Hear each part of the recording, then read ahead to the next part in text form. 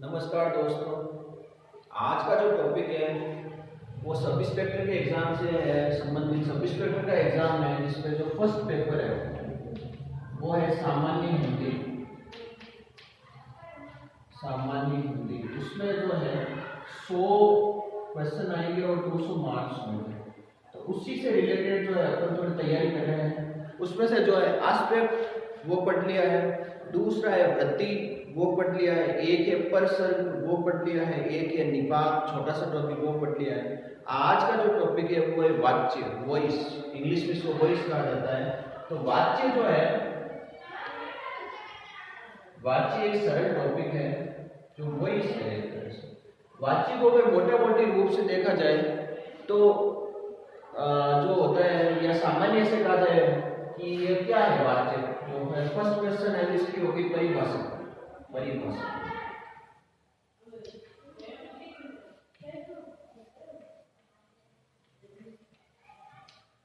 Verb की या क्रिया की प्रकृति का निर्धारक, क्रिया की प्रकृति का निर्धारक। सरल भाषा में देखा जाए तो वाच्य क्या है, वे सभी तत्व जो वर्ब या क्रिया की प्रकृति का जो है उसका डिटर्मिनेशन करते हैं कि इसकी वजह से जो वर्ब है उसमें बदलाव आएगा या जो एक्टिविटी हो रही है उसमें बदलाव आएगा। जैसे सीता पत्र लिखती है तो सीता के कारण जो है लिखती हुआ है, नहीं कि लिखता हुआ है। राम पत्र लिखता है तो राम के कारण वहां जो है लिखता शब्द का प्रयोग हुआ है। तो इस तरह से जो है आपको पता चल जाना चाहिए कि कौन से वाच्य का प्रयोग हुआ है। तो सामान्य हिंदी में है या हिंदी साहित्य का इतिहास देखा जाए या जो है विभिन्न विद्वानों की राय देखी जाए तो वाच्यों को जो है 3 तरीके से बांटा गया है। इसके 3 टाइप है वाच्य के। फर्स्ट जो वाच्य है वो है कर्ता वाच्य या कर्तृवाच्य भी कहते हैं। दूसरा है कर्म वाच्य। तीसरा जो वाच्य है वो है भाववाच्य। तो चूंकि इनसे नाम से स्पष्ट हो रहा है कि इनमें क्या डिफरेंस है, तो फर्स्ट जो वाच्य इसमें कर्ता की प्रधानता है, कर्ता के अनुसार क्रिया का निर्धारण होगा। दूसरा है कर्मवाच्य, कर्म के अनुसार जो है क्रिया का निर्धारण होगा। तीसरा है भाववाच्य, भावनाओं के आधार पर जो है क्रियाओं का निर्धारण होगा। तो कर्तृवाच्य क्या है, इसको दूसरा ये भी लिखते हैं कर्तृवाच्य। कर्तृवाच्य तो भाई एग्जाम्पल अपन जैसे राम पत्र लिखता है, राम पत्र लिखता है। तो ये डिसाइड कर रहा है कि चूंकि यहाँ पर पुल्लिंग है इसी कारण जो है यहाँ लिखता शब्द का प्रयोग हुआ है। वही अगर यहाँ होता सीता, सीता पत्र लिखती है, सीता पत्र लिखती है, तो ये जो एग्जाम्पल है वो है पुल्लिंग। तो इस कारण से आपको पता चल जाना चाहिए कि चूंकि यहाँ पर कर्ता की प्रधानता है और इसी कारण जो है जब कर्ता की प्रधानता है तो इसी कारण जो है क्रिया का जो है उसमें बदलाव हुआ है। यहाँ पर ता आया है, वहां पर ती आया है। तो ये एक सामान्य सा फर्क है, दोनों में कौन सा डिफरेंस है, तो ये हो गया फर्क बड़ा बड़ा। दूसरा है कर्मवाच्य, इसमें जो है कर्म की प्रधानता है, कर्म की प्रधानता। कर्म की प्रधानता का सामान्य आशय यह है कि आपको जो है कर्म के अनुसार जो है आपको क्रिया लगानी पड़ेगी। जैसे राम ने चाय पी, तो पी क्या है, इस चाय के अनुसार जो है इस क्रिया में बदलाव हुआ है। जब वर्ब में चेंज का आधार कर्म हो या कर्ता हो तो कर्तृवाच्य, जब वर्ब में चेंज का आधार कर्म हो तो कर्म के आधार पर यहाँ जो है राम का इससे कोई लिंक नहीं है, चाय के कारण यहाँ पर जो पी शब्द का प्रयोग हुआ है। दूसरा, सीता ने दूध पिया, दूध पिया, तो इसमें जो है पिया जो है या जो ड्रिंक जो है वो इस कारण से प्रयोग नहीं हुआ कि सीता के कारण से, ये जो प्रयोग हुआ है वो दूध के कारण प्रयोग हुआ है। तो आप इस चीज पे थोड़ा गौर करें कि जब भी जो है वर्ग में अगर चेंज आ रहा है नेचर में, वर्ग के नेचर में अगर जिन घटकों के कारण चेंज आ रहा है उन घटकों की अगर प्रधानता होती है, अगर कर्ता के घटक की प्रधानता है तो कर्तृवाच्य हो जाएगा, अगर कर्म के घटक की प्रधानता है तो कर्मवाच्य हो जाएगा। और तीसरा जो है अगर भावना की प्रधानता है, भावना की प्रधानता है, भावनात्मक घटक, भावनात्मक घटक की प्रधानता है, तब जो है निश्चित रूप से जो है भाववाच्य का प्रयोग होगा। तो तीन बड़े बड़े रूप से ये जो है एक समझने का तरीका है भाई, एग्जांपल्स की जो है आपको जो है समझ में आ जाएगी कि अगर कर्ता की प्रधानता है तो कर्तृवाच्य हो जाएगा, अगर कर्म की प्रधानता है तो कर्मवाच्य हो जाएगा, और अगर भावनात्मक घटक की प्रधानता है तो भावनात्मक वाच्य हो जाएगा। यहाँ असमर्थता है, असमर्थता, आप उस काम को नहीं कर पा रहे हैं तो असमर्थता का अगर द्योतक है कि मेरे द्वारा जो है पढ़ाया नहीं जा सकता, तो इसमें भावनात्मक, क्योंकि ये मेरी भावना है, मैं बच्चों को नहीं पढ़ा सकता, मेरे द्वारा विद्यालय नहीं जाया जा सकता, तो ये वो भावनात्मक घटक हो जाएगा। और भावनात्मक घटक जो है सदैव अकर्मक होते हैं, सामान्यतः सदैव नहीं, अकर्मक। ये निश्चित रूप से इसमें तो कर्म होता ही, तो ये होता है सकर्मक। और तीसरा ये जो है सकर्मक भी हो सकता है और अकर्मक भी हो सकता है। तो ये तो है, इन तीनों में जो है बारीक डिफरेंस देखने की कोशिश की है कि इन तीनों की जो मीनिंग है उनमें क्या फर्क है।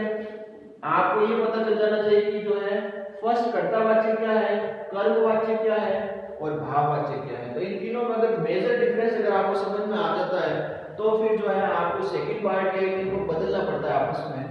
आपको एक वाक्य दे दिया जाएगा कि ये जो कर्तृवाच्य वाक्य है उसको आप जो है भाववाच्य में बदलने की कोशिश करें, तो उसको या कर्तृवाच्य को भाववाच्य में बदलें। तो ये तो हो गया बेसिक डिफरेंस। आज दूसरा जो टॉपिक है वो बदलना, कैसे आप बदलते हैं इसको। जैसे सवाल आ गया कि राम पत्र लिखता है, इसी को आप कर्मवाच्य में बदलें। एक्टिव वॉइस को जिस तरह बदलते हैं उसी तरह पैसिव वॉइस में। तो सबसे पहले जो है अपने को ये ध्यान रखना है कि जब भी कर्म में बदले तो के द्वारा से जोड़ना पड़ता है, के द्वारा। तो फर्स्ट ये लिखेंगे राम के द्वारा, राम के द्वारा। इसको बदलते राम पत्र लिखता है तो राम के द्वारा, राम के द्वारा पत्र लिखा जाता है। यही अगर इसको बदलना हो, सीता पत्र लिखती है तो सीता के द्वारा पत्र लिखा जाता है।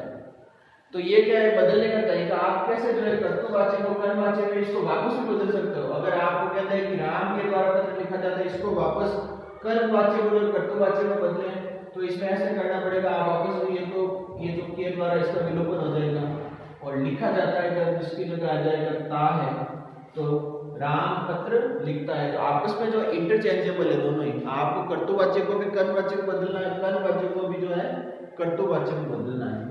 तो इसी तरह से जो है भाववाच्य होता है। भाववाच्य में जो असमर्थता है, असमर्थता और अकर्मक होता है। तो इसमें आपको देखना है कि अगर आपके सामने ये सवाल आ जाए कि राम पत्र लिखता है, इसको आप बदले भाववाच्य में, तो कैसे बदलना है। सीता पत्र लिखती है, उसको कैसे बदलना है। तो इसमें यह है आपको दो तीन चीजों का, एक अकर्मक होना चाहिए तो नहीं का प्रयोग आपको करना है, तथा साथ ही कर्म का विलोप करना है, कर्म का विलोपन। तीन चीजों का ध्यान रखें। एक तो जो है ये अकर्मक होता है जिसको कर्म का विलोपन करना है, यानी अगर आपको इसी वाक्य राम पत्र लिखता है इसको अगर आपको बदलना है तो आपको नहीं लगाना पड़ेगा और कर्म का विलोपन करना पड़ेगा। तो सबसे पहले तो ये राम के द्वारा, फिर जो है नहीं लगाना पड़ेगा क्योंकि ये तो लिख दो, तो राम के द्वारा नहीं लिखा जाता है, राम के द्वारा नहीं लिखा जाता है। तो इन तीनों को आपस में जो है आपको कन्वर्ट करना आना चाहिए कि भाई आप कैसे करते हो सवाल। जैसे एक और उदाहरण है, कलाकार मूर्ति गढ़ता है, कलाकार मूर्ति गढ़ता है। तो सिंपल सी बात है कि ये जो वाक्य है वो है कर्ता प्रधान है, कलाकार के अनुसार यहाँ क्रिया का प्रयोग हुआ है। अब इसको जो है अगर आपको कर्मवाचक में बदलना है तो सिंपल सा आपको के द्वारा जोड़ना है, कलाकार के द्वारा, कलाकार के द्वारा, फिर मूर्ति को घटा जाता है। तो ये आपस में क्या है, इंटरचेंजेबल है, सब के सब आपस में मिले जुले हुए हैं। अगर आपके कॉन्सेप्ट क्लियर है तो आप इनको जो आपस में बदल सकते हो। तो सामान्यतः दो तरह के क्वेश्चन आएंगे। एक तो फर्स्ट जो क्वेश्चन बनेगा वो ये बन सकता है कि आपको ये पहचानना है कि कर्तु है या कर्म है या भाव है। दूसरा ये है आपको चेंज आना चाहिए, या तो आपको पूछेगा कि निम्नलिखित जो कर्तुवाच्य लिखा गया है उसको जो है कर्मवाच्य में बदले, कर्मवाच्य को जो है या फिर आपको भाववाच्य में बदलना है। तो इस तरह से आप मोटा-मोटी रूप से आप देख सकते हो। इसके अलावा दो महत्वपूर्ण बिंदु हैं जिनमें आपको ध्यान रखना है कि कर्मवाच्य जो है उनमें तीन तरह के विशेष बिंदु होते हैं। फर्स्ट जो है, अगर कोई संस्थान कोई नियम या आदेश जारी करता है तो उसमें जो है कर्मवाच्य का प्रयोग होगा। जैसे भारत सरकार के द्वारा कोरोना वैक्सीन कार्यक्रम चलाया गया, तो इसमें कर्म की प्रधानता है और सिंपल सी ट्रिक भी काम करेगी, के द्वारा का प्रयोग हुआ है। दूसरा, अगर कोई काम एकाएक हो जाए, गिलास गिर गई, तो ऐसे में जो है तो उनमें जो है ऐसे वाक्यों में जो एकाएक हो जाए, सुनामी आ गई, तो उसमें भी कर्मवाच्य की प्रधानता होगी। तीसरा जो है वही फर्स्ट तो हो गया कि संस्थान क्या कर रहा है, सेकंड हो गया कि कोई चीज अगर अचानक से हो रही है तो इन चीजों का आपको ध्यान रखना है। उसी तरह भाववाच्य में एक प्रधानता है कि अगर कर्ता ने और कर्म को दोनों एक साथ आता है, जैसे राम ने सीता को मारा, जैसे यहां ले लीजिए राम ने सीता को मारा, तो आप ये याद कर लें कि अगर ये दोनों एक साथ हो, या तो कर्ता ने और कर्म को दोनों साथ हो, तो ऐसे सदैव जो कॉम्बो आए, अगर आपके सामने अगर ऐसा है कि राम ने सीता को मारा या जो है पुलिस ने चोर को पकड़ लिया, तो ऐसे सदैव वाक्य में जो है भाववाच्य जो है उसकी प्रधानता होगी और भावनात्मक घटक को जो है उसमें देखा जाएगा। और सामान्यतः जो है 90% जो है इसमें अकर्मण्यता होती है, नहीं का भाव होता है। 1-2% ऐसे होते हैं जहां पर नहीं होता है, जैसे वो भी आप देख लें। जैसे ये वाक्य है, वह गाना, वह गाता है, सिंपल वह गाता है। अब इसको जो है भाववाच्य में बदलना है, तो इसमें जो है आप नकारात्मकता नहीं ला सकते। क्यों नहीं ला सकते? तो इसमें कैसे करेंगे, उसके द्वारा गाया जाता है, उसके द्वारा गाया जाता है, उसके द्वारा गाया जाता है। तो इस तरह से जो है अगर आपको दो तरह के क्वेश्चन है, फर्स्ट है आपको अगर कर्ता, कर्म और भाव की प्रधानता को आप पहचान गए तो आप इस सवाल को कर सकते हैं। सेकंड है इंटरचेंजेबल है, आप कैसे जो है चेंज करते हैं इनको।